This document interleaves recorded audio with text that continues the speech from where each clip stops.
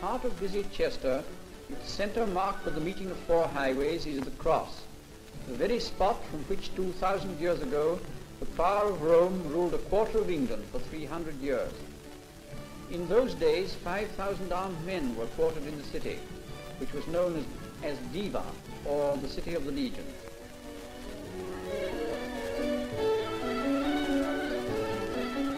Upon the steps of St. Peter's Church stood the cross itself, until it was pulled down by Cromwell's Roundheads, those ravagers of monarchy and all that stood for it.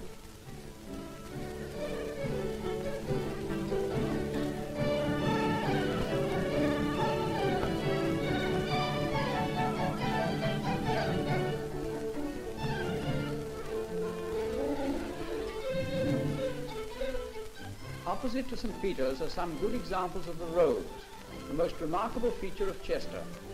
Formed by running a highway through the first stories of the buildings, these long covered arcades, dating from medieval times, provide one of the strangest shopping centres in England.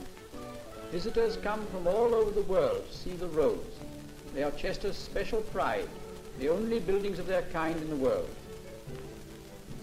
We are now inside the roads in Bridge Street, which leads down to the River Dee.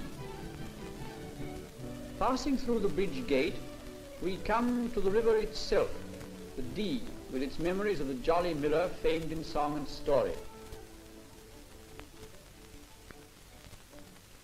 Gliding upstream through the country outside Chester, we pass on these placid waters some of the loveliest scenery that even Cheshire can show us.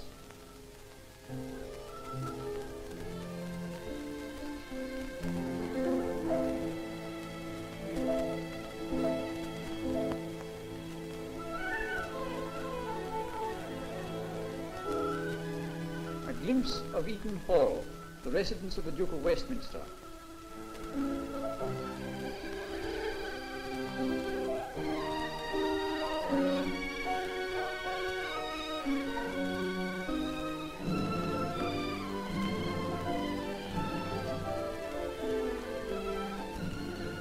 And so back towards Chester.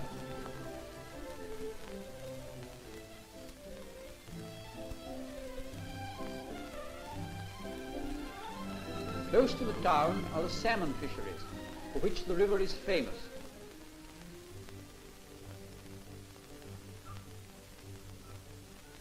Leaving the river, we find ourselves on the city wall. Built of red sandstone, nearly 2 miles long, this medieval barrier is the only complete structure of its kind left in England. On the walls are the famous wishing steps. Here, legend has it, if we are to obtain our wish, we must run up the whole flight of steps and down again, and finally up once more without taking breath. If you doubt the truth of the legend, watch this couple, for they seem to get their wish in record time.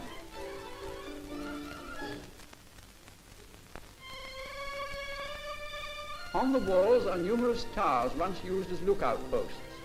This is King Charles Tower, where Charles I watched his army routed by Cromwell's forces. And here is a 14th century water tower.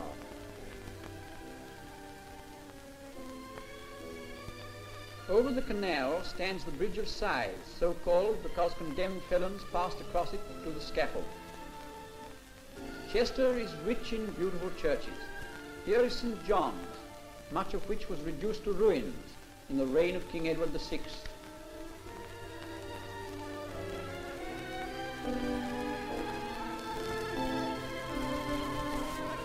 From St. John's churchyard, we overlook this fine old house and garden. Local legend says that here, after the Battle of Hastings, King Harold was smuggled away to die in solitude, while his Norman conqueror marched in triumph upon London.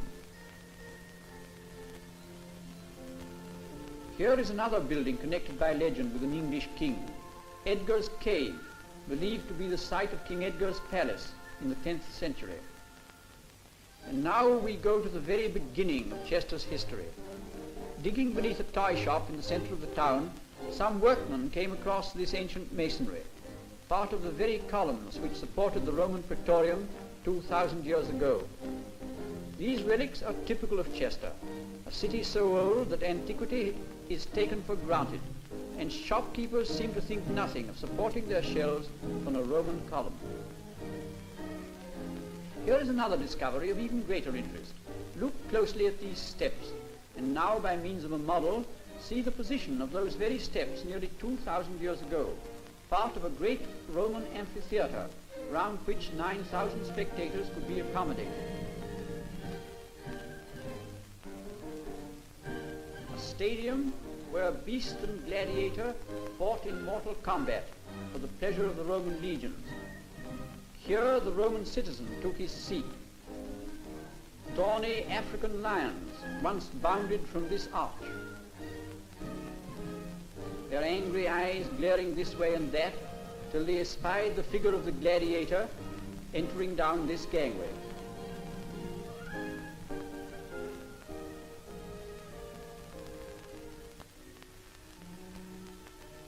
But while some time must pass before these ancient wonders can be brought to light, though there is ample proof that they lie below in wonderful repair, there is still much above ground for us to admire. Of all Chester's glories, none can rival the Cathedral in associations with the city's past.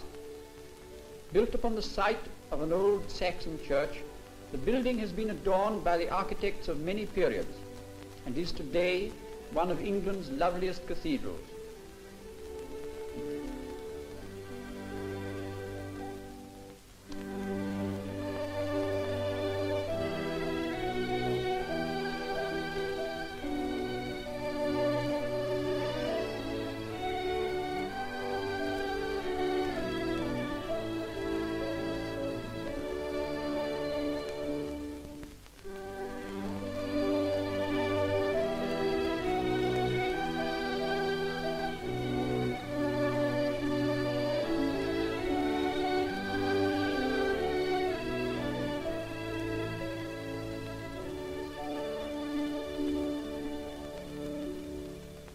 Proud as it well may be of its delightful old half-timbered houses, Chester does its best to erect even modern buildings in a style that blends with the ancient. Nearly all the buildings opposite are new or reconstructed, yet at a casual glance they might have stood here for several hundred years.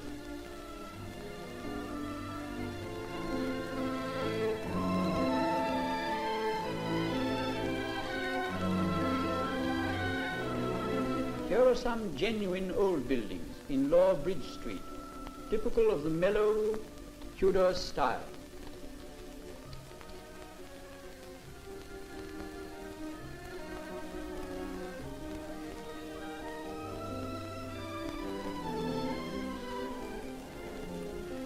Back in the rows once more, we look out on Watergate Street, a thoroughfare filled with interesting old buildings.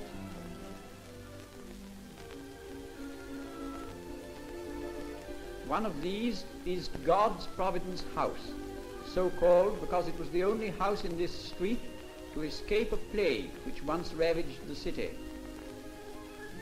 This is Bishop Lloyd's house, another ancient building. One of Bishop Lloyd's descendants was Elihu Yale, who founded the famous American university.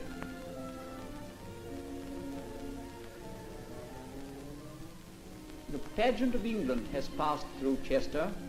The city, which echoed to the marching feet of Roman legions, still sings the merry melody of the Jolly Miller of Dee. Massive Roman columns lie beneath medieval rows.